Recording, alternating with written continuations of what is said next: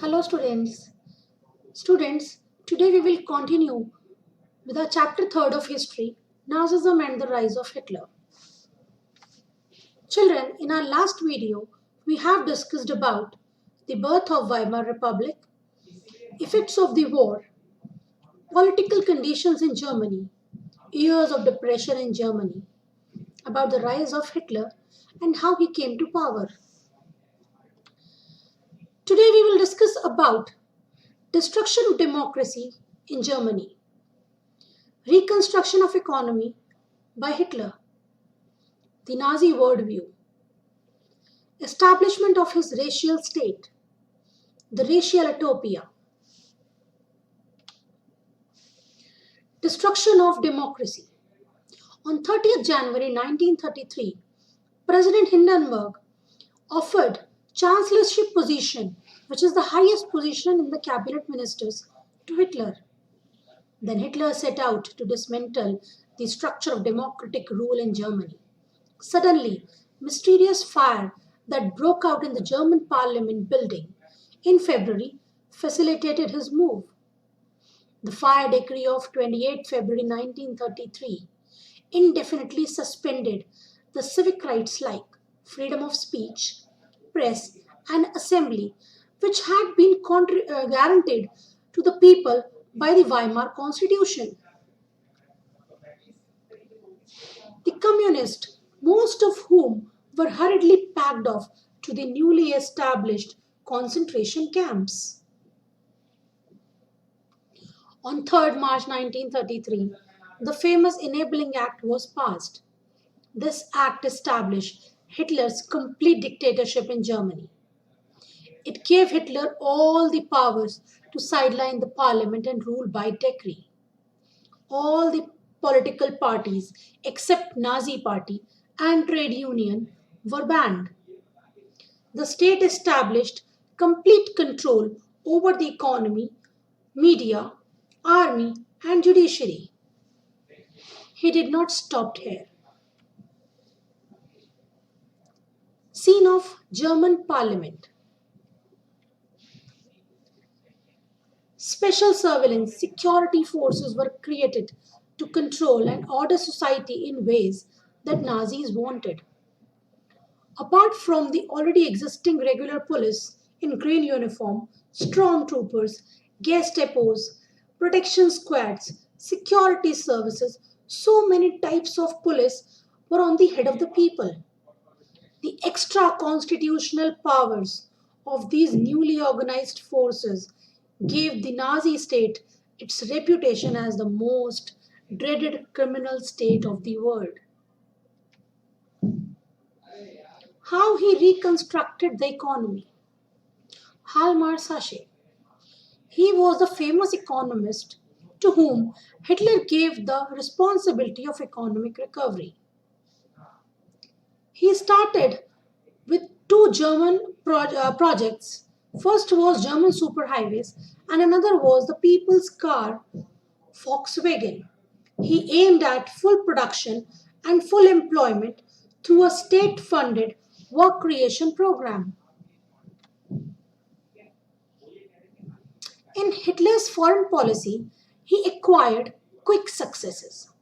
He pulled out Germany out of the League of Nations in the year 1933. Then he reoccupied Rhineland in 1936. After that, he integrated Austria and Germany in 1938 under the slogan One People, One Empire, and One Leader. Then he went on to wrest German speaking Sudetenland from Czechoslovakia and gobbled up the entire country. Hitler did not stop here. Halmar Sachet advised Hitler to stop investing that much on the rearmament as the country was running on deficit financing. But Hitler was not the person to stop. This is the expansion of German Empire in Hitler's rule.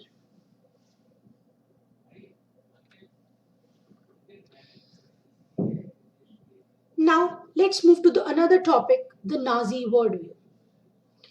According to Hitler, there is no equality between the people, but only a racial hierarchy.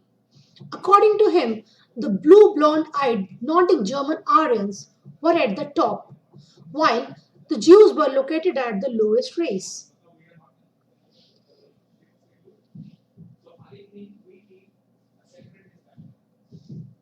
Hitler's racism theory was borrowed from thinkers like Charles Darwin and Herbert Spencer.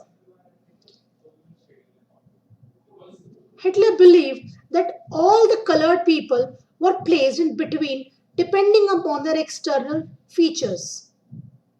Darwin, who was a natural scientist who tried to explain the creation of plants and animals through the concept of evolution and natural selection. And Spencer later added the idea of the survival to the fittest. But unfortunately, Hitler applied both theories on humans. The children in Hitler's Germany. The other aspect of Hitler's ideology was related to the geopolitical concept of lebensura, means the living space. He believed that new territories had to be acquired for human settlement. Hitler intended to extend German boundaries by moving eastwards to concentrate all Germans geographically in one place. Poland became the laboratory for his experimentation. It was the first country that Hitler attacked.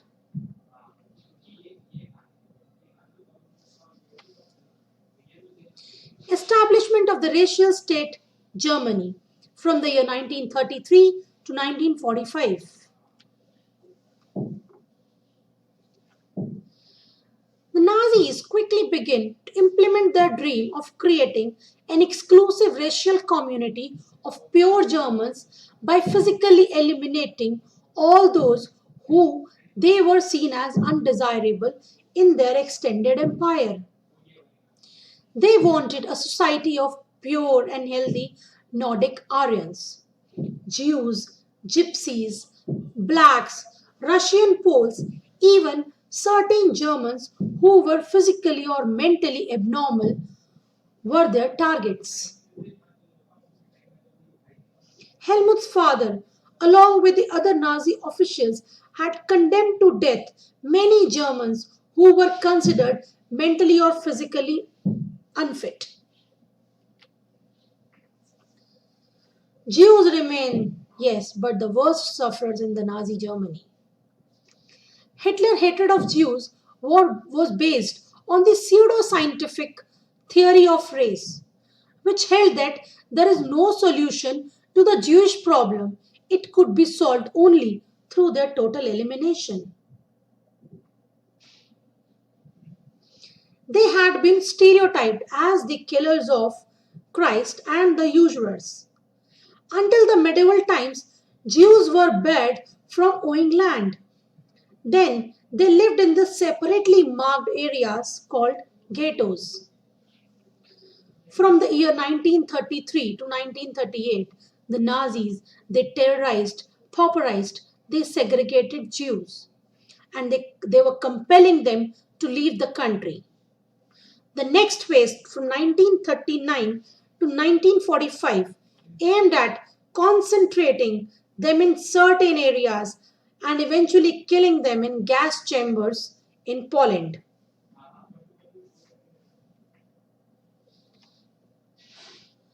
These are the pictures of concentration camps and gas chambers where Nazis used to keep the people.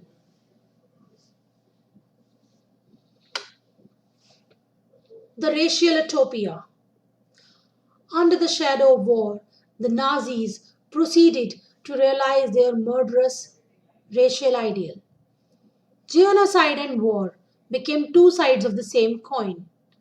Occupied Poland was divided up.